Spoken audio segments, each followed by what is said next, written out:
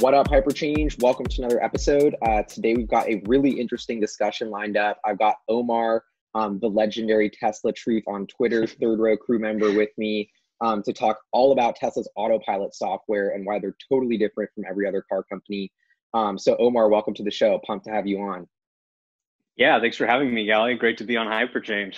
Yeah. So you kind of are a legend in the Tesla community because you had this account called Tesla Truth, which was basically an icon of Steve Jobs. And it was like, you know, I'm Steve Jobs and I couldn't rest in my grave until people knew the truth about the computer car company Tesla. And so you kind of went viral on Twitter, eventually you ended up getting banned on Twitter. Yeah. You got a rep for some like controversial tweets. Yeah. But so I'm curious if you could give us like a little backstory on all of that and like who you are and how you went from being like this kind of Apple head to a Tesla fanboy, because I feel like that crossover is like something that so many people in the community have had. Yeah, it's really interesting, actually. I think it all kind of started back in 2018 around the Model 3 ramp, when you saw a lot of people who were basically betting that Tesla wasn't going to be able to pull the Model 3 ramp off, that it was going to go so badly that it was actually going to bankrupt the company. And you and other people might have seen a lot of these kind of anonymous accounts, just kind of going after Tesla, spreading negative rumors, that kind of stuff.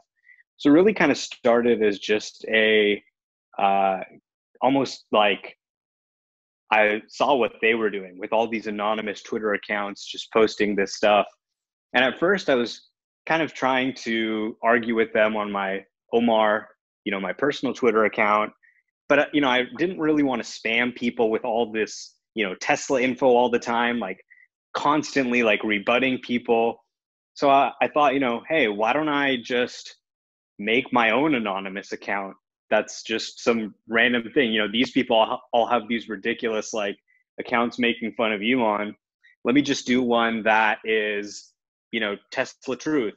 And then, I just kind of came up with it randomly. Like Steve Jobs Ghost, or actually at first it was just Steve Jobs. Like, okay, so there's all these anonymous fake accounts like spreading all this bullshit about Tesla, just to kind of like, put a spin on the situation and show how like on Twitter, it can just like, it's not trustworthy, right? Anyone can post anything. So I said, I'll just be Steve Jobs. Trolling the trolls, kind of. Yeah, exactly. Like I almost really learned from them in a way and kind of said, let me just apply that in the other direction to actually refute, what they're doing. And it was kind of this whole, ironic scenario where they were, making all this stuff up about Elon. And I kind of just tried to apply the same strategy to them, right? So they were saying, Elon's a fraud. And I would say, these guys are a fraud. And, yeah, famously, it, caused a lot of controversy. Some of them, then started sending in, fake complaints or like copyright complaints, DMCA complaints. This person did a photo of me, impersonating Steve Jobs, whatever. And then famously, the account got, after getting suspended like 4 times, on the 4th time, it was kind of like done for it. But at the time, it's kind of funny, like at the time it happened, because that was really a turning point when Tesla announced a profit in the 3rd quarter of 2019.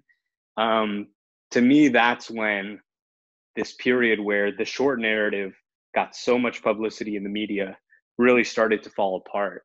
And I kind of look at it as like, it was an era, right, of like this like Tesla discourse. And once the Steve Jobs account was gone, it was kind of like over in a way. The bull side kind of won. Yeah, it felt like a stage of the battle is won, which is pretty epic. And I'm curious, like, on one hand, people are curious why you defend something so aggressively, but it's because like you're an owner of the car, and that's also where I really wanted to have you on. I think you're on early access program. I don't know if we're technically allowed to say that or not, but you have seen what Tesla's building firsthand, and you're like falling in love with the product is really what created all of this. And so you're a software guy by background, right? And so that's right. Yeah, I've been a software developer since I was 7. My dad started a software company, so I've kind of been in that whole field my whole life, and got a Tesla, and I was like, this is a really amazing product. This is a really groundbreaking product. And I was a huge Apple fan before. I think there's a lot of similar chords between the two companies and their products that attract a lot of the same people. And that's really why, I started going on Twitter, is because these people were saying, okay, the company's going to go bankrupt. They're, doing terribly. And my insight was basically, hey, this is a really groundbreaking product. Like, this is not just a new car. This is potentially transformative to the entire global economy, particularly because of the software on the car and the way that for the first time you saw a car that was just defined by software from the top to bottom. That's never been done before and was just so different. And that's really what struck me, especially with the Autopilot. And what's incredible about the Tesla is this whole like computers on wheels theory, which is really, software is eating the world. It hadn't eaten the automobile. And like, I don't think people have get this unless you're a Tesla owner. Like, your Tesla car updates itself like it's your phone. Yeah. So like several times a week, or depending on how frequently they do it, almost all the time, they're pushing out these updates and then re-updating the software, and it's getting better. And you've had your Model 3 for like a year or two now. So I'm curious if you could tell us, almost 2 years. Yeah. Oh, congrats. So I'm curious if you could tell us, like, I used to think of Tesla as the computer on wheels company before I really appreciated, until Autonomy Day, what they were doing with the AI software. Essentially one of the hardest software problems in the world they're trying to solve. Like, how can we use these 8 cameras, input the data, and output a driving mechanism that's going to be better than a human? And I'm curious how, I always thought that was crazy, but to see the development of the Autopilot software and how good it's gotten, how quickly, has really personally blown me away. And so you're on like the front lines of that. So I'm curious if you could give us a lot of the flavor of like, what could your Model 3 do when you got it? What could it do now? And like, how does that, trajectory unfold? Yeah, definitely. So the really interesting thing about Tesla is every Tesla has a data connection, first of all. That's one really key differentiator. For your typical car, they sell you the car, they're done with it, right? You pay them for the car. Now it's your car, your problem, until you need to come back for service to the dealership. Their relationship's pretty much done with you. But with Tesla, that's not the case. Every car has a data plan that Tesla pays for. Even if you're not paying anything for a subscription, they've got a data connection to the car over cellular, and it's also got Wi-Fi. So that allows for a back and forth. It allows for data to be sent up to Tesla in real time, and it allows for new software and new data to be downloaded down into the car. And when I got my car, it didn't have even summon. Summon is a feature that just moves your car forwards and backwards. Nothing crazy, just forwards and backwards. Now it has smart summon, where actually can navigate around a parking lot, go around, people and cars, and just be much more aware. Without a person in it, it can come pick you up. I don't think people realize like how epic that is. Yeah, completely driverlessly. And I remember like when we recorded the Elon interview in UK, and like we were getting bagels and we just summoned the car, and you're like, that's some wild shit. And it's just getting better and better. It's pretty crazy to think about how much it's improved over the last 2 years. Because don't get me wrong, like the software still makes a lot of mistakes, right? But what really gives me confidence is the rate of improvement. The software that I had 2 years ago when I got the car was so primitive compared to what I have now. And I didn't pay anything extra. And it's improved so much. Like, you'd be in a highway, and let's say the traffic stopped all of a sudden really quickly because of construction.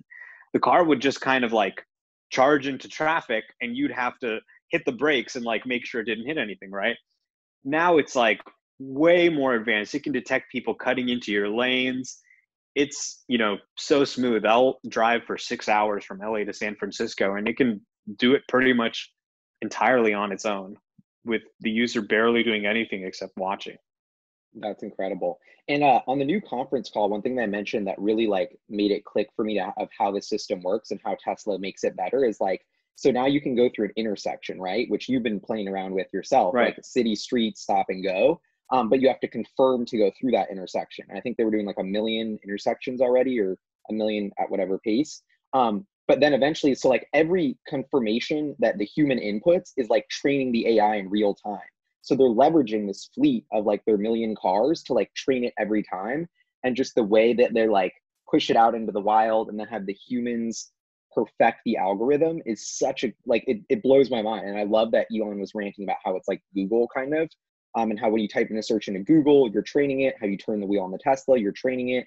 And it just seems like no car company has this system in place. Like, you know, like who's developing this vertical approach where like you have the million people, you have the two-way data connectivity. You know, without that flywheel, it just doesn't seem like you will actually make any headway on truly solving this problem. Yeah, and it's really interesting. Tesla is really breaking ground on a completely new way of developing software. And this is really what Andrej Karpathy came in from OpenAI to do. And what they're really capitalizing on is the rise of deep learning. So a really interesting thing started happening around 2000. There's certain software problems that are just so hard that people haven't been able to tackle them. Like, for example, when you're writing code, you're typically giving a computer a list of steps. So if I'm writing a piece of code to calculate a tip, I might say, take the amount you spent on dinner, multiply it by 20% or whatever tip you want to give. That's the tip, right? So I'm giving the computer a really rigid set of instructions it needs to follow, and it just follows them exactly. But what if I want to tell the computer, okay, can you find photos of Gally, right? That's really hard. Like, it's, I could try and code it like, okay, look for glasses and, but it's really hard to find a list of steps for how do you recognize Gally, considering you could be wearing all kinds of different clothes, you could be shaven or unshaven, right? So Facebook had a breakthrough on recognizing people. And the reason they were able to have a breakthrough on recognizing people is because people were just uploading billions of photos to Facebook. And every time they uploaded a photo, they would tag their friends, right? And it turned out that rather than writing a rigid set of instructions, you could basically just show the computer all the photos of people and the tags, which are called labels in deep learning speak. And you say, here's a bunch of photos of Gally and here's a bunch of photos of other people. And you show it to the computer, and it creates this neural network data structure, a data structure that's designed to mimic the brain. And it initializes kind of the mapping. Kind of think of it as like, okay, here's a photo, and here's kind of like the representation of like what Gally is. So you look at all these photos and you try and like distill that representation down and use some like complex math, where basically you start with a random mapping, and then you keep showing it new photos. And every time you show it a new photo, you try and tweak the network a little bit to optimize the loss function or decrease the amount of times it's getting the answer wrong. So you keep spinning this training wheel over and over, processing all this data through it. And eventually somehow this data structure comes to like have a representation of what Gally is. And what you found is that Facebook was actually able to create an algorithm that can recognize people better than any human, right? Wow. So when they showed actual humans photos, okay, recognize this person, the computer was actually able to score better than an actual human. So this shows you the power of big data. And Tesla then said, and it's not an advancement in software. It's not a revolutionary new algorithm. It's an advancement in data. And having all that data then allowed Tesla to say, okay, let's tackle trying to actually drive the car using learning. And Tesla has a huge team of labelers actually labeling this stuff by hand, but they also use the driving data to label. So every time you have to confirm on the update that the light's green and that it's safe to go, there's no pedestrians crossing, so that you don't run anyone over. So the computer compares its answers against the human's answers, and Tesla's able to laser in on exactly where the software's not doing what the human would do and fix it faster than anyone else can. Wow. And there's so much that goes into this, like this 8-camera situation, because Tesla's doing that vision-based approach. Like they have to actually build that hardware into the cars to be able to collect that data. There's kind of the theory of like the Trojan horse. Like Elon just wants to get as many Teslas on the road as possible, because even though you're paying for them, you're also giving them these data to make their software better. And in many ways, that software, like robo-taxi autonomous driver, is truly the entire value of Tesla. And everything they're doing now is just to build that driving AI. If they can pull off autonomy, it completely transforms their business model. Every analyst's model of how to value this company breaks. And you know, every analyst's model of how to value the auto industry breaks, and the whole world economy really changes. So the key to that is really the data. Yeah. And I love what Elon said. I think he actually replied to one of my tweets before this in Autonomy Day, which was like the structural change that analysts can't wrap their head around. Okay, a car, you sell it for 20% gross margin, maybe a couple percentage of that goes to the bottom line. But now it's like, no, the value of that car that can drive itself is like 5 to 10x what the value was before it could drive itself. And so to me, in many ways, when I look at like what that step change in value is for the vehicle and how it's basically all just that software algorithm, I'm like, oh my God, there's so much, you know, there's so much value in this technology that Tesla's building. You think about how they can equip it to trucks, have trucks drive autonomously in the future. Like your Cybertruck, we don't have to park near our homes because our car can go, like it's going to change so much about the game. Yeah, and that's true. And you know, we've heard people talking about autonomy for like 10 years now. And people almost have fatigue about it in some sense, right? When we first started hearing about it in 2009, everyone was like, "Holy shit, like Google has this self-driving car. It's so dope. Like we're all going to be riding around. It's going to be so great." Like I was saying that. Everyone was excited about it. And here we are like 11 years later, and I haven't ridden in a Waymo. You haven't ridden in a Waymo. Nobody has, and nobody can, unless you're one of these 1,500 people in Arizona who's testing it. And like you said, Waymo's on predetermined routes. That's something I also want to talk about, because Tesla's AI, like you were saying, like you can put it in a situation where it doesn't know the roads and it will be able to drive itself. That's totally different than like this like super enclosed area with like 10 turns that they've practiced a gazillion times, which is and like mapping integrated with this mapping system, which is what Waymo is trying to do. And it's pretty absurd to me that that's the number two. Like what's your take on all these people who say that there's competition for self-driving? Navigant Research, which was something that every single hedge fund, I personally talked to David Einhorn about this, that he was quoting, saying, look at how far behind Tesla is in self-driving. Jim Chanos is quoting that, like literally like the smartest billionaires on Wall Street are saying that Tesla's years behind on self-driving software. That was the status quo about a year ago. It seems like they've shut up about that, because now engineers are like, actually Tesla and Elon are right. But I'm curious, what's your take on the competition for this sort of self-driving software? I think Waymo is generally considered number one in the industry among most people, like Navigant Research and others. And it's a classic case of disruptive innovation, where a new technology comes in and disrupts the old way of doing things. When you had Waymo and the Google self-driving car project start in 2009, deep learning was not a thing, right? This was not a technology that existed. The data hadn't evolved to the scale where people were starting to do these things with deep learning. And now you've seen people, beat the best Go players in the world and recognize speech amazingly and do all these things using deep learning, but that just wasn't there in 2009. The data wasn't there. And that's the key. The data.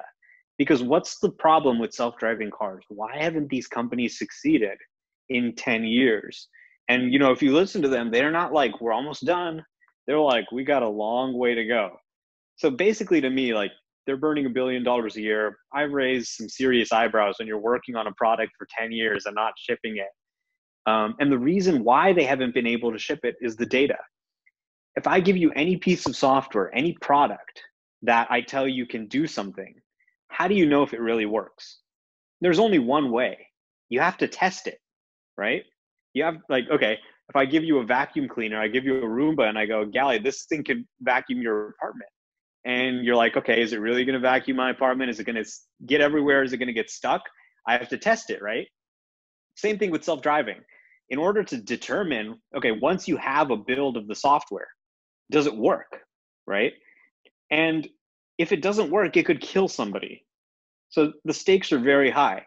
And it needs to work if it's raining, it needs to work if it's snowing, it needs to work if it's day, if it's night, if there's a pedestrian walking. So the amount of situations that you need to account for is just astrologically huge.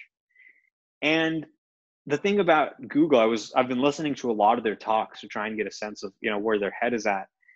And they say, we've got this huge fleet of cars, but it's not really that helpful, because you take out your huge fleet of hundreds of cars and most of the data you're going to get is stuff you're already good at. Like, yeah, we can drive straight in a lane when it's sunny.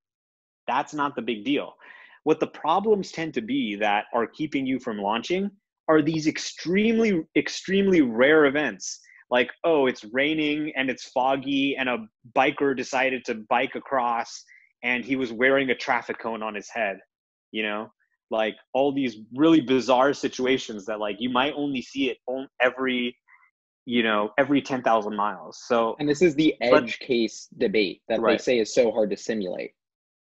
That's exactly right. So, you might have a 10,000 mile event, something that only occurs every 10,000 miles.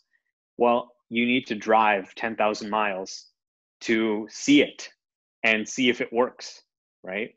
So even if you had the perfect self-driving software, the amount of time required to test it is just astrological, right? It would take years just to validate that it works once it's perfect. So there's a strong case to be made that it's never going to happen. On the other hand, you've got Tesla. They've produced 1 million vehicles. By the end of next year, they'll be producing another 1 million vehicles a year on 3 continents. So Tesla sees these 10,000 mile events every day, whether they pay anyone to go out and test it or not, because they have stuff running on their customer cars. And they even have, more advanced stuff that they want to test running in the background and not running. So when you're trying to test, when you're trying to say, okay, this is reliable, Tesla has over 3 billion miles now. Waymo has 20 million. MB, right? Million, billion. And it's not about like, okay, Tesla has the smartest engineers or Elon Musk is a genius. But like when you put engineers in a situation where they have access to all this real driving data, not safety drivers like trying to drive safely, like real crazy people on crack driving their car like maniacs, generating real data of what real people really do. That's so valuable. I mean, with self-driving, like the first products that are going to launch are not going to be perfect. You can't make a perfect system. Perfect is the enemy of good, and humans aren't perfect. A system isn't going to be perfect. So there's going to be all these bugs, all these situations that it can't do well at first. But what can you do? If you have real data on what problems your users are really seeing, then you can focus on those. So let's say you have 5 big bugs in your system. Okay, it doesn't work with crosswalks, it doesn't work with left turns and something else. Okay, well, I can actually have hard data. 57% of my users are having the left turn issue. Okay, let's focus on that one first, because we can hit the most often use cases first and we can prioritize that way. And we can go into the footage and like see what caused the see what the car is seeing when the second you disengaged, and start and go back and relabel and train it and learn from every single one of those 43% that weren't successfully executed. Yeah, it's the data, it's the data, it's the data. It's all about the data. Data is the new oil, right? It's worth its weight in gold. And right. And it's like, until another car company figures out a way to not pay a ridiculous amount per mile collecting data, like Waymo, like Uber, like Lyft, like Cruise, like Zoox, right. Any single self-driving company is paying engineers. It's a cost sink to train every single second. And meanwhile, Tesla is actually having customers pay them at a profit to collect that data. Like, this economic just flipping on its head is just so simple. Like, literally, Tesla gets paid, everyone else is paying. and the asset that we're talking about is the most important one. It's like the data is the new oil. So that personally, until we see that flywheel get off the ground, I don't think there's another competitor in the self-driving race. And I think the first person to get their flywheel off the ground is going to be Rivian. And I talked to them about this, and they have a very similar sensor suite, training the neural net, collecting data. They're going to basically copy Tesla with a bunch more sensors to try and even be more redundant. And that's actually why I think Amazon is like, now's the perfect time. Rivian's on the cheap. Rivian's the only one who's about to set up that flywheel, so you're not going to have to rely on Tesla's AI. But yeah, that's just my little rant of like, until someone else gets that flywheel, you're not competing. Yeah, I mean, Amazon, Bezos is a smart guy, and he understands, the value of electrification and autonomy and of this data. And, Mobileye and Intel, and there are also some other players kind of taking a similar approach to Tesla, vision-based approach, as opposed to what I call the spatial approach Waymo's doing. But the key is, right now, Tesla's the only company that is in mass production and is gathering real data from all around the world, from Sweden, from Norway. They have data from all kinds of roads. And that kind of gets into why Waymo needs to be pre-mapped with a LiDAR for it to be able to localize itself. Whereas Tesla can kind of just work anywhere, just seeing the road. And the reason why is because they're gathering data from all around the world. So they have a very generalized, broad picture of what the world looks like. Whereas if you just scan in one city, you understand that city, and you might not understand, other ways the streets could be set up that aren't the way that city is. So the key is really mass production and data collection. You need to have both. So Rivian and software companies like that, they stand a much better chance than the legacy automakers. Because when you have kind of this paradigm shift where the core competency becomes different, right? The core competency in the auto industry used to be, design and supply chain management and dealership relationships, that kind of stuff. But now it's changing, where I think in the future, the primary differentiator is going to be software.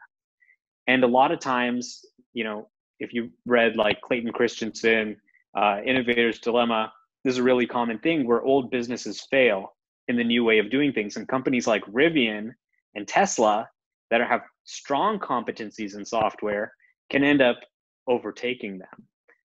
But the question, the challenge for them is distribution and scale and achieving mass production. That's really, really hard. And you've seen, with Ford now canceling their deal with Rivian, it kind of suggests that Rivian has their hands full with production. They've got the Amazon vehicles they promised Bezos. They've got the other vehicles. So the challenge for them is going to be scaling production, kind of where Tesla was a while ago. Tesla's the only company that's actually in a position where they have this software expertise and they've achieved mass production. So that's a huge combination. Yeah. And like, to bring it down to why I wanted to have you on the show, like Elon codes this up, he sends it to his team of engineers, they're playing around with the new update, and they're like, yep, we're going to push it to our favorite customers who we know and we trust, and that's you. And they're going to send Omar the latest version of the Autopilot software, and then you're going to get to play around with it, and you're basically training Tesla, and you love it because you feel like you're a part of this awesome software project. So what Tesla's just released is the stopping at stoplights. And this is a huge transition, because this is the start of Tesla going from just the highway, which is very easy, to city, street, urban areas, and much closer to that full self-driving feature complete, where like we're actually getting, and this happened in March, they released the early access program. Then in the middle of the entire world and economy shut down, then they roll it out in April to their fleet wide. Like they're pushing forward their biggest, you know what I mean? Like this hasn't slowed down at all. This is moving way faster, even though it's slower than what Elon says, which is why the media, and like you're saying, we have self-driving fatigue. But man, this is moving like this biggest feature drop that we've seen in Autopilot maybe since, like this is a game changer. Like we're taking it from the highway to city streets. So can you tell us about what Tesla, you've been playing around with that for a while now. So how is that? It's pretty amazing. And I think the Autopilot team is just doing amazing work. Elon was saying the same thing, like Autopilot team is kicking ass, and, people are going to get focused on dates, but the thing is, like, there's no way to know how long it's going to take, right? It could really take, 10 years for all we know. Like, you have to kind of do it and see if it works. But the thing that's really important is they have a path, and they have a path that I can believe in. I can see how you get from there to there using the learning approach, which is something that you haven't been able to see for anything else. And with the stoplight update,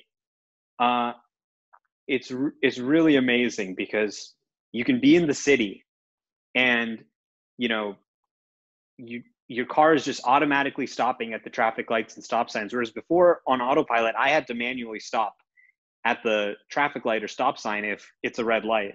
But now my car can just do that automatically, and it just smoothly and graciously, stops at the line. Now, granted, it's extra cautious because this is the first release. So sometimes it's a little bit too far away from the line. You got to give it a little push. Sometimes it, will break a little bit, jerky, but overall, it's really, really good for a first release. And they're going to continue to improve it. And I'm starting to get the picture of, like, you're at your house, you get in your car, it's in the city, it's navigating the city streets, it gets on the highway, it's navigating the highway, going around cars, getting off the highway at the right place, going through the new city that you got off on the other side. And it's really just mind-blowing, the versatility of the system. And what really strikes me about it is, Elon is always saying, pending regulatory approval, pending regulatory approval. But what I realized is, like, this is kind of like a very classic Elon sleight of hand thing, where he's always saying pending regulatory approval, pending regulatory approval. But meanwhile, they're developing this software in a way that they can continue to ship it out piece by piece, as much as they're legally allowed to ship. And they're structuring it in such a way that nobody would ever deny them releasing each individual piece. So the way they started was just cruise control, right? Hey, cruise control. Everyone has cruise control, right? Like, that's a standard feature on cars, nothing special there. Then they said, okay, well, we're going to do traffic aware cruise control. So that's cruise control, but if there's a car in front of you, it's not going to hit the car, right? It's actually going to slow and stay behind the car. Well, that's an obvious safety improvement, right? Good not to hit the car if you're on cruise control. And this is the Autopilot's rule of thumb. They say we release it when releasing makes it safer than not releasing. So that's their rule of thumb. And so they did the traffic aware cruise control. Then after that, and this is a feature that Mercedes and BMW, other luxury cars, have had traffic aware cruise control for a long time. It's nothing revolutionary. There's existing laws written for this and all that. And then they said, okay, well, now we're going to do auto steer. So auto steer is, you just look at the lane lines and you stay in between them, right? That's auto steer. Okay, so now we've got auto steer and traffic aware cruise control. You've now got pretty good driving in one lane in the highway. You can just kind of put it on and, it's really relaxing, really great. And this is the interesting thing again.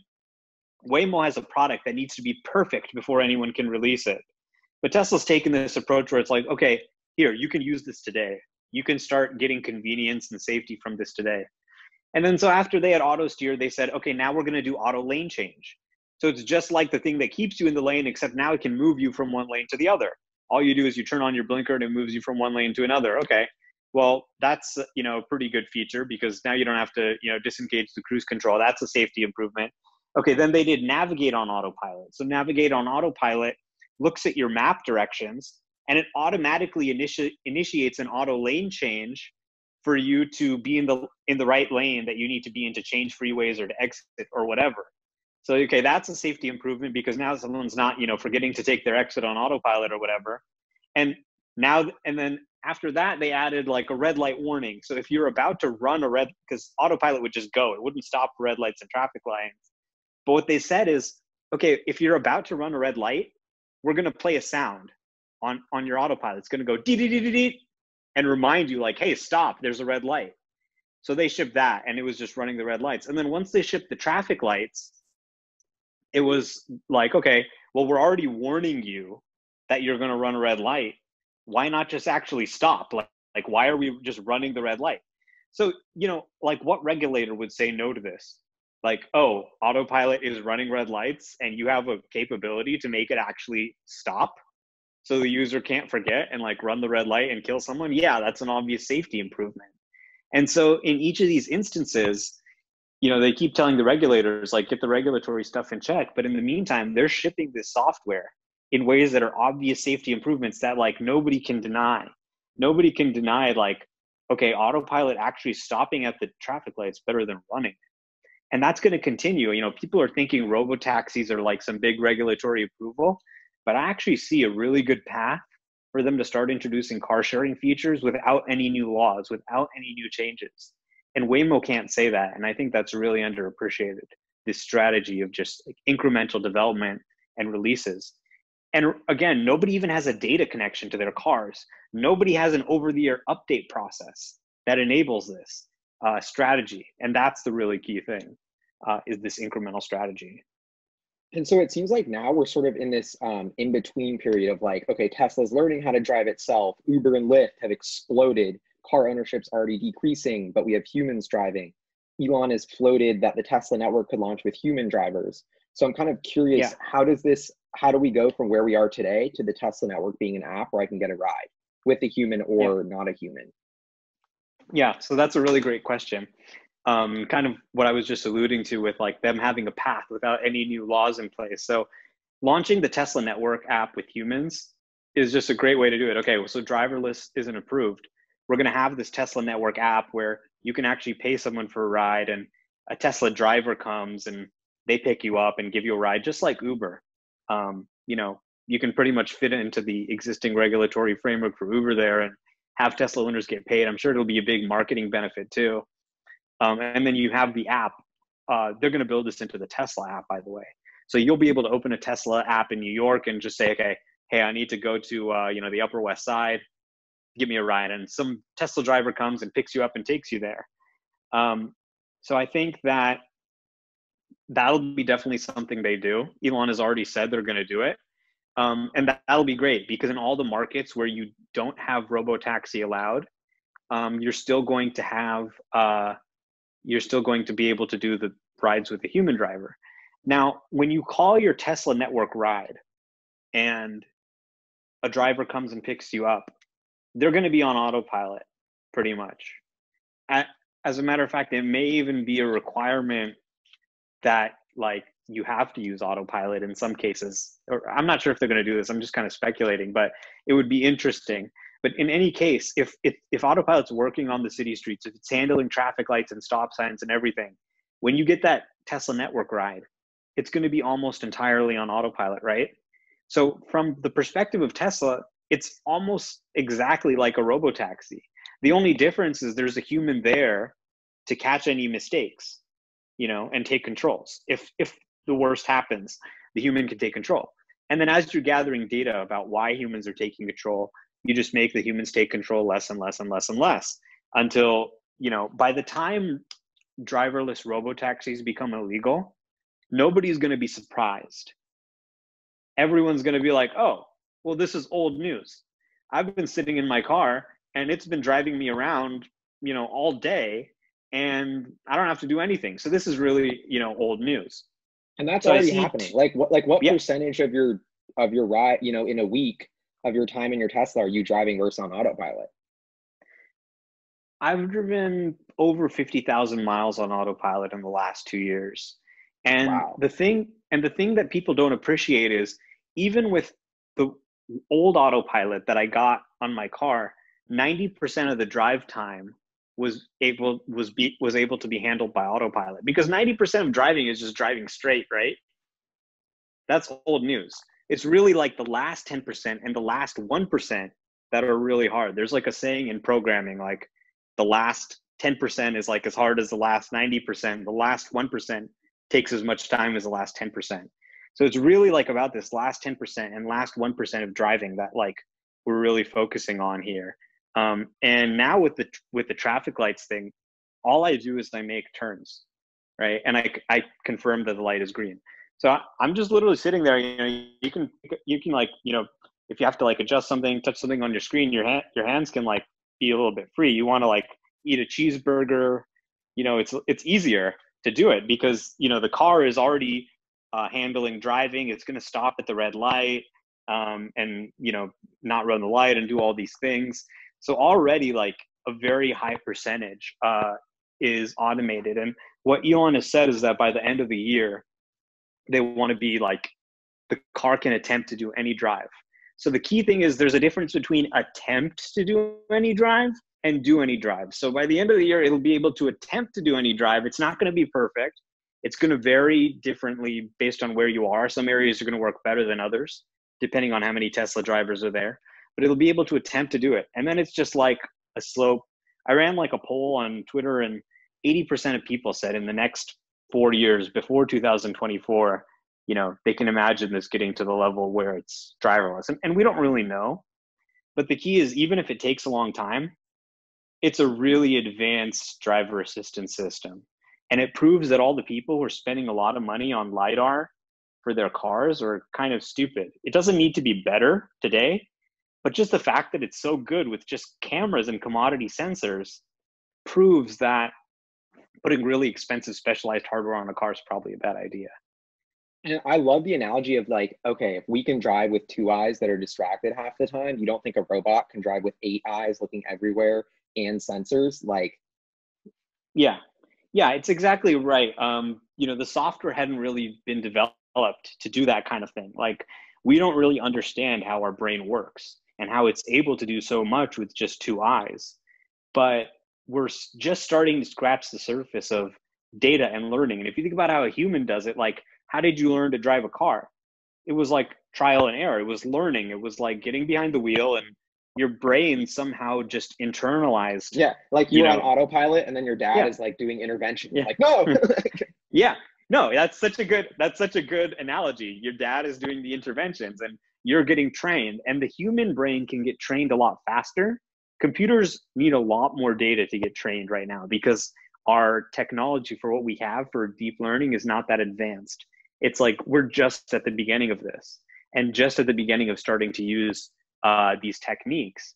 So, nobody really knew how humans are able to drive with 2 eyes, which is why we needed laser sensors to be able to do it, accurately. But like, this is like, deep learning has been like this. Like, it's like the advancement and amount of academic research and everything is just insane. And we're just now starting to scratch the surface of what like AI can do. AI is now writing songs, beating the best Go players in the world. Like, AI is beating the best video game players in the world at like Dota and stuff like that.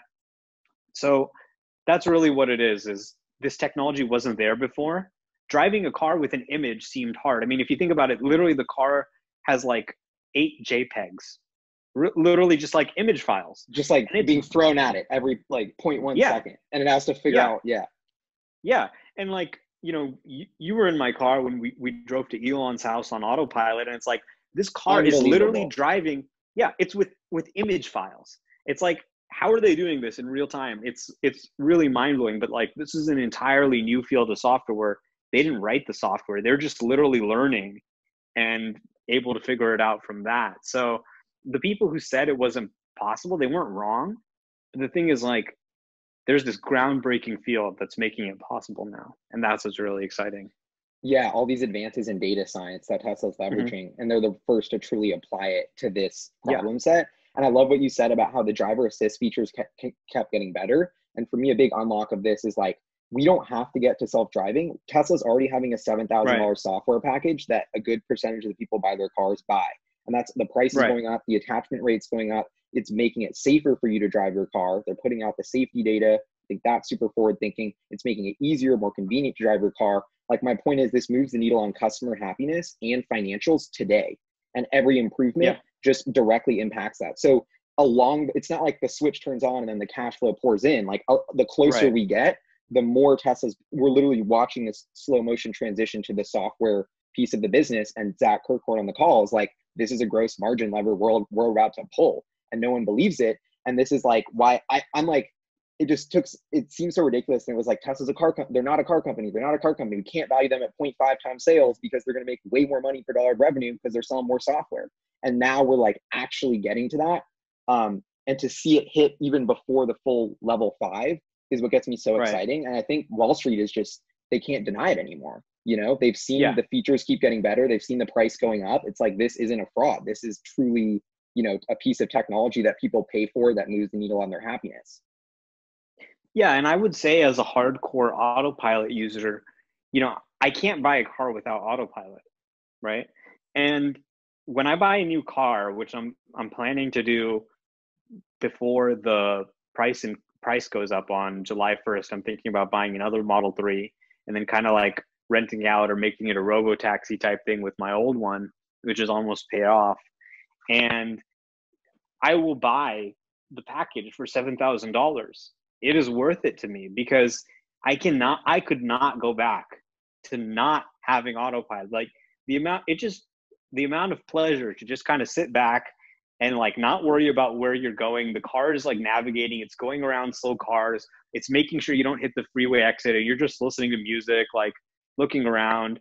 It's really great, and it's a revenue opportunity today. And you compare that, okay, me paying $7,000 through a car loan. So really the bank is giving Tesla $7,000 and giving a loan to me, which I'm going to pay off over the life of the car, 5-6 years, which is like, it's less than $100 a month, if about $80 a month, if you look at what the cost it adds to the car loan is. So like, from my perspective, pretty affordable. Yes, it's like a couple bucks a day, like comparable to a cup of coffee every day. And when people buy it, they will be addicted to it. They will not be able to live without it. Now compare that to Waymo's business model, where you've got a capital outlay of $400,000. Okay, I'm not talking about the fixed costs to actually develop the software or test the software. The variable costs are $400,000. Okay, and now you need to reduce this cost and pay off the interest and everything else with $5 rides, right? I mean, how many fucking $5 rides are you going to be able to do before the car breaks down? And then from a consumer perspective, being in the backseat of some self-driving car, like wondering if I'm going to die or not, is not like the best user experience. Like some of the leaked feedback from Waymo riders were like, hey, if I have to pay for this, I'm going to take an Uber or a Lyft, because like that works, right? I'm not going to take like this Waymo thing that like, it's not a great experience. And, going back to like Clayton Christensen and disruptive innovation again, he's in his first edition of the book, he called it, disruptive technologies. But in the second book, he's actually said, it's actually disruptive innovations, because there are not, technologies themselves aren't disruptive. It's the technology plus the business model that disrupts an industry. And Tesla has a business model that can work. People are paying them for their software. And all this computation, all this learning takes a lot of service. It's expensive. And the other guys, they don't have a business model that makes sense, because they can't generate any revenue until it's perfect. And, the unit economics are just bad, right? Like you have to do a bunch of $5 rides. It's going to take 5 years to just pay off the car, right? So when you have unit economics like that, how are you going to scale to the whole world? You don't want to scale, because scaling would be costly. So that's really why they're not going to take over the world, and they're not going to replace car ownership. And why I'm so excited about Tesla, because for the first time, someone has presented a plan that makes sense to me, where I'm like, I see the path to level 5. I don't necessarily know when it's coming, but I see the path, and I can start using these features and be happy about them today. Like, yeah, it might not be for the faint, they're not really pushing this yet. Like FSD $7,000, they haven't made it that easy for people to get FSD. And I think they raised the price on purpose, because they don't want a bunch of new Autopilot users kind of like coming into the system. It's good to have people who are like the people who are experienced and know like what it does and what it doesn't do are able to use it a lot more safely, because you have like preemptive disengagement. Like you can predict what it's going to be able to handle and what it isn't going to be able to handle. So I think they haven't wanted to get the new users in. But towards the end of the year, when the software becomes really, really reliable, they're going to turn up the crank on this. Like you saw Elon mention FSD subscriptions. Like, why are they doing FSD subscriptions later in the year rather than now? They're waiting until it's like really reliable, and then they turn up the crank on this. And when they turn up the crank on this, they're going to give everyone a free trial. Okay. 30 days, that's 14 gonna be days. a game changer. And like you said, you're going to get hooked. And everybody has this on their cars. They have the hardware already. So they're going to get the free trial, and they're going to be like, okay, that was incredible. They're going to sign up for the subscription for $150 a month or whatever. And what you're going to see is high margin, high volume. Right now, 15, 20% of people buy FSD on their cars. If you don't, you get basic autopilot in one lane, which is great, but not that many people, only a minority of people are buying FSD right now. Once it, and the Model 3 standard range is a $40,000 car, FSD $7,000, probably going to go up to $8,000. So you've got like 20% of the cost of the whole car, and it's almost entirely like pure margin, right? Because what's the variable cost of shipping another piece of software? Zero. You've already paid the cost of installing the hardware in the vehicle at manufacturing time. So you're getting back that cost, and it's like $7,000 of pure margin. Like, I'd almost be willing to say a car with FSD, probably more than half of the earnings on the car come from the FSD package itself, in terms of gross profit. So this is a really big deal. And let's say the percentage of people buying FSD went from 20% to 40% on new purchases.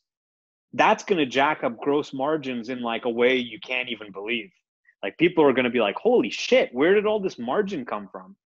So really high margin on the new sales.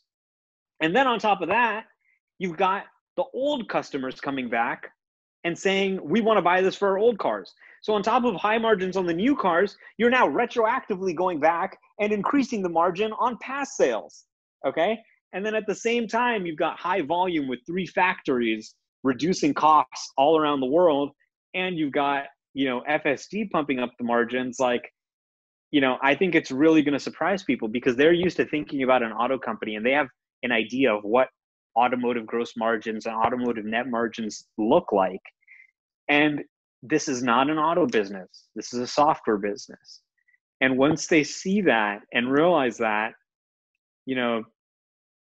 people are going to be pretty surprised by, what the margin story looks like in 2021, I think. And we were all getting excited about like, oh, what if Tesla became a technology licensor and licensed out their battery technology, right, which is way better. Yeah.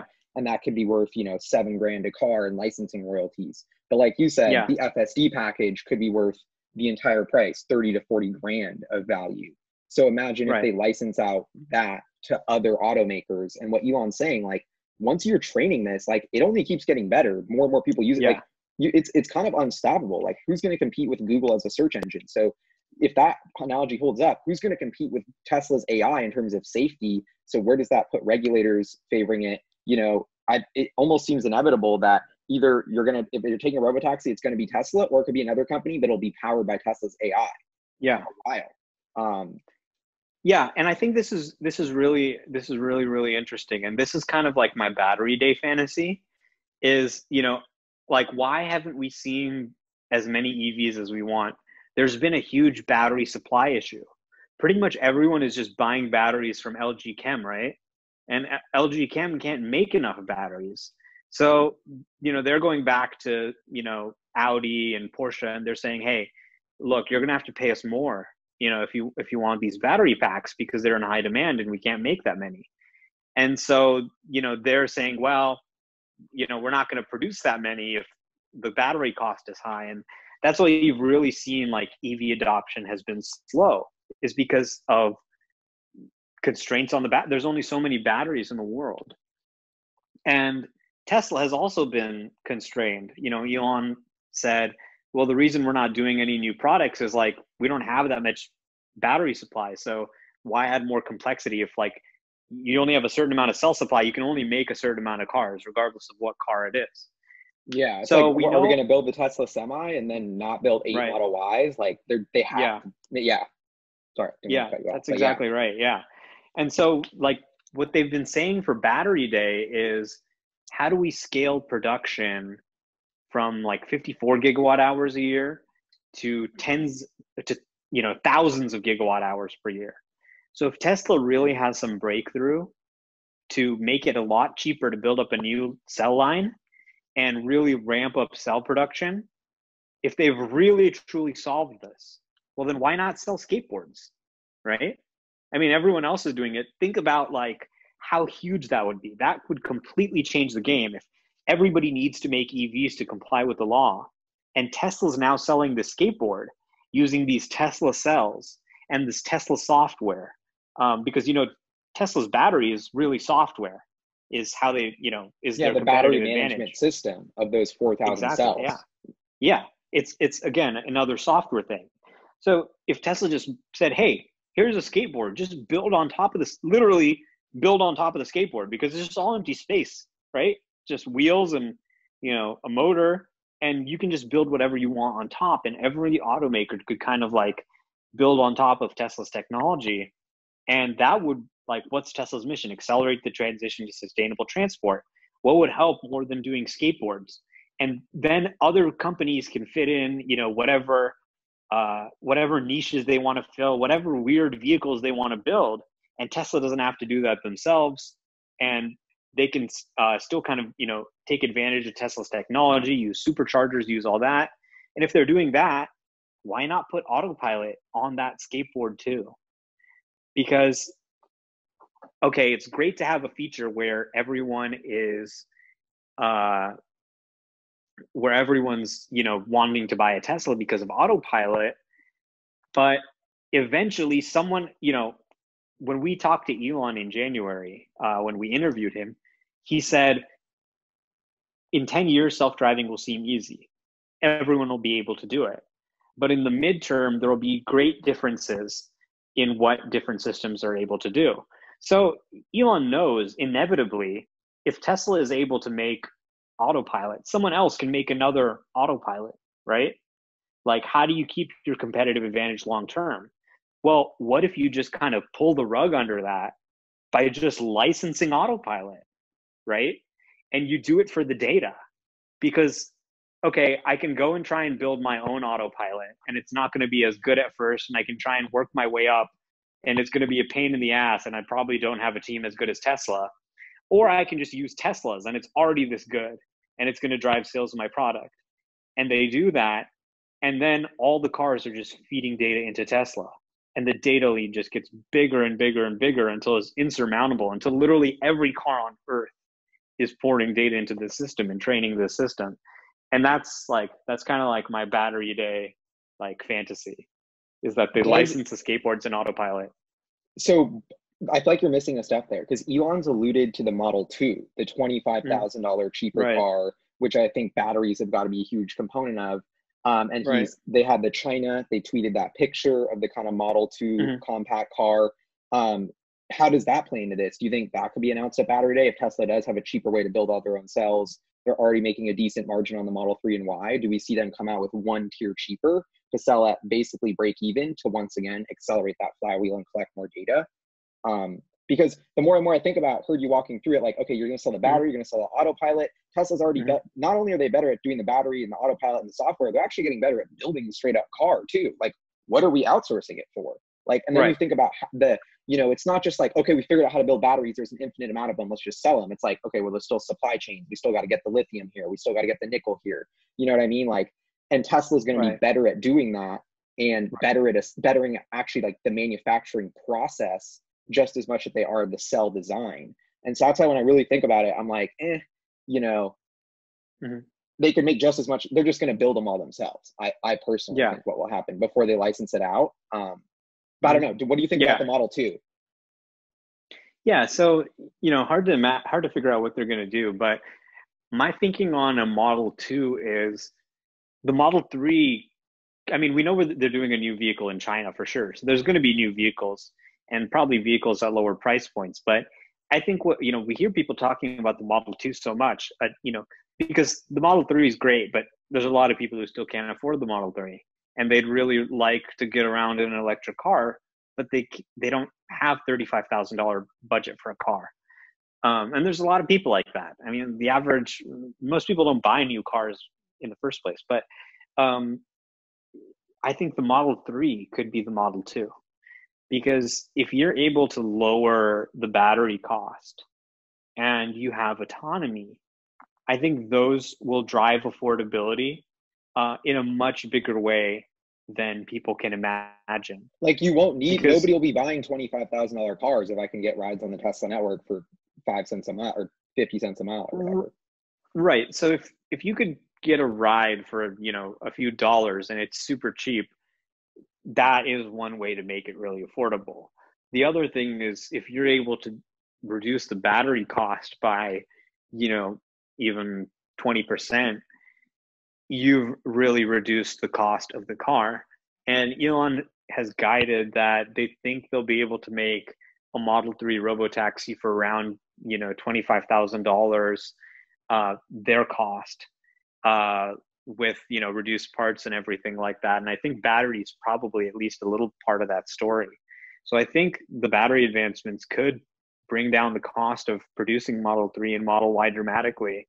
And I think autonomy could make a much bigger difference in the affordability story than people think. People don't really believe in autonomy, but if you imagine if it really happens and you can really call a ride for $1, or you can go buy a robotaxi, you can go buy a Model 3 and it essentially doesn't cost you anything, right?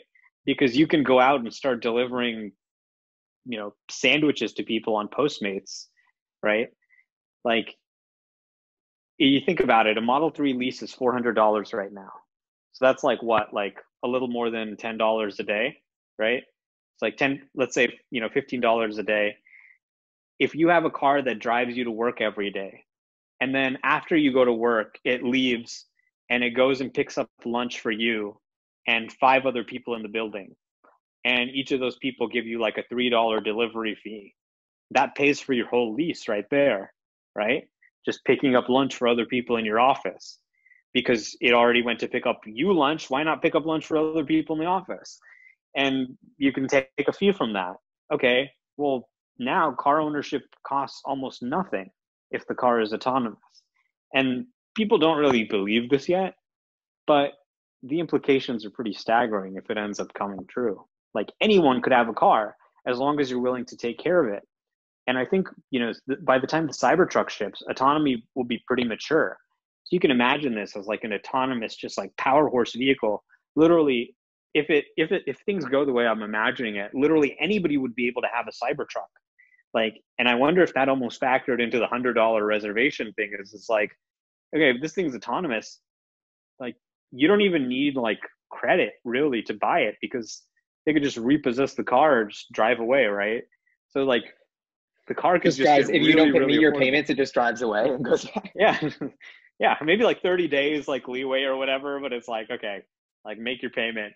Or maybe it just goes out and starts working until it can make the payment itself and then comes back. But I mean, this is kind of like a silly thing. Like, I'm not saying this is necessarily going to happen, but the thing is, it's funny to think through though, because it's like when Elon Musk says like your car will make you money without you doing anything, it's very hard. It just doesn't compute for people because it's so different. Yeah. I mean, it's really hard to imagine. But yeah, like, if this all goes according to plan, the Cybertruck will basically be free to anyone who's willing to take the risk on it and take care of it. They'll be able to send it out and do work, and like, it'll actually become like an investment. So this, if it happens, when it happens, it completely transforms the whole business model on its head, not just for Tesla, but for the entire industry. Totally. So this has been such a great conversation. I'm curious, like, maybe you could end it of like, what's your like most exciting, like, in your Steve Jobs persona, from like how disruptive this technological advancement is, Tesla, the software company. What gets you most excited about this whole autopilot, chapter of Tesla? Definitely. I mean, what gets me excited is when you had the iPhone come out for the first time, and there were smartphones before the iPhone. There were self-driving cars before Autopilot.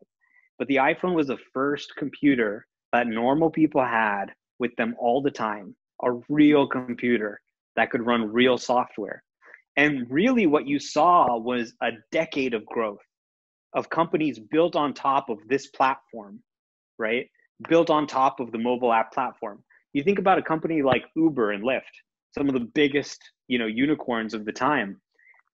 They wouldn't have been possible without the iPhone. They had workers working on the iPhone, and of course, people using the iPhone app to call a ride. So maybe,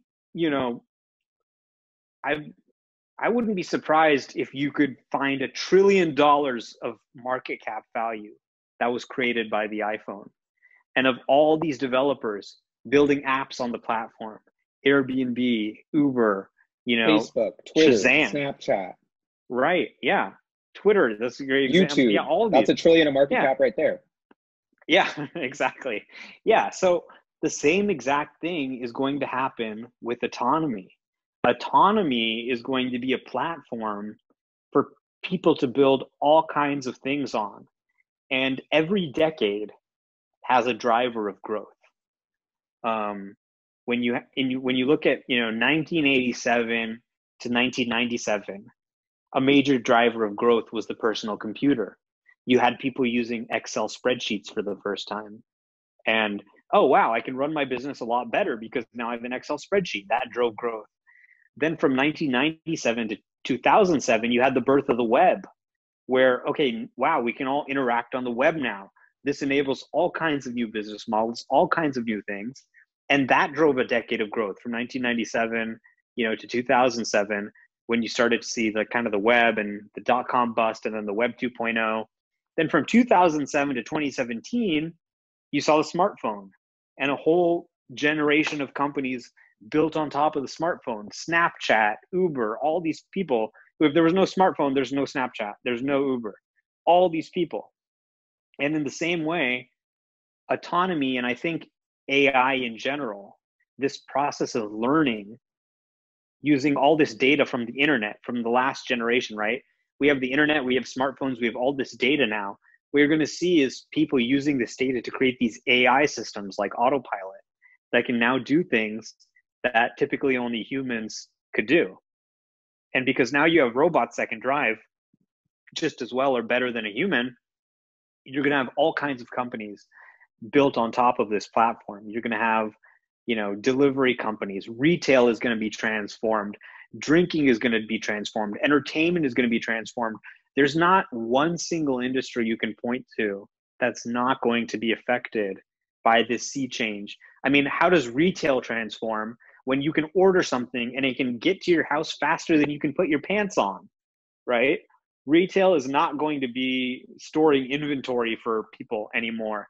It's going to be like you go to the store, you scan something with your phone, and you get home and it's just there at your house already, and yeah, like car design is going to completely change. There'll probably be all kinds of businesses just in moving vehicles, like because your car just kind of transforms into a couch, right? Of just a moving couch. And it's really beyond our imagination. Like we couldn't have had this conversation in 2009 and say, oh yeah, everyone's going to check Twitter and Facebook's going to overthrow the election and give us, Donald Trump and like all this stuff. Like we could not have predicted what the smartphone would do. It was like, people were like, oh, it's a phone, right? Like what did they demo at the original iPhone introduction? It was like making phone calls. Like who makes phone calls anymore, right? It's like a computer. And it's the same thing. The things we're thinking about now, we can't imagine like what autonomy is really going to be. We know it's going to be big, but the world is not going to look like it does today. In the same way that the smartphone changed the way we live and the world doesn't look the same, it's unrecognizable. The world post-autonomy is going to be unrecognizable to us today. And that's really, why I'm so excited about this and what the whole thing is about for me. I think everyone in Third Row kind of has like their own angle. Like you have kind of like the finance analysis angle. Safian's like an OG, Tesla owner. Viv is like design. Vincent's like a business owner with a lot of ties to China.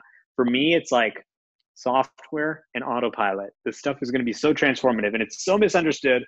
People are like, oh, they're criticizing it, they're calling it unsafe. It's like, I'm just facepalm all the time. Like, you have to give this thing a chance. Like, this technology is so transformative. What like the Autopilot team is doing, what Karpathy is doing, they're like just legendary.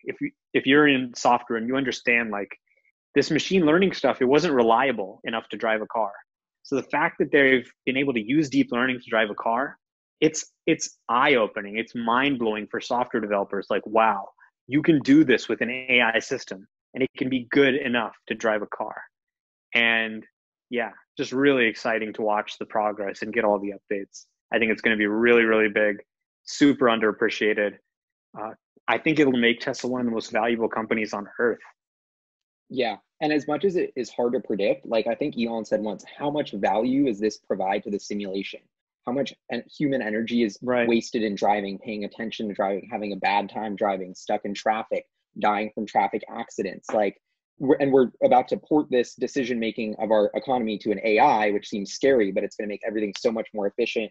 And it's in some ways like an interesting microcosm of like, look at what happens when we let software do something millions of humans were doing. We just gave you back all of this time. Now it's cheaper to get everywhere. Like, it's a huge win for value for humans and humanity. And so as much as like all these Uber and Lyft jobs are going away, truck driver jobs is going away, like we're getting our time back and our energy back in a lot of ways with this technology. So I love how it's like a microcosm for like the whole robot revolution of just one step at a time. Yeah. Like you said, all this data is out here. These AI networks are going to be created, and we're going to shift more and more of our decision making and how society works on the back end to these networks instead of humans. Thank you so much, Omar. Really appreciate the time, dude. I will catch you at our next third row recording, I guess. All right? All right. Take it easy, man. Good luck.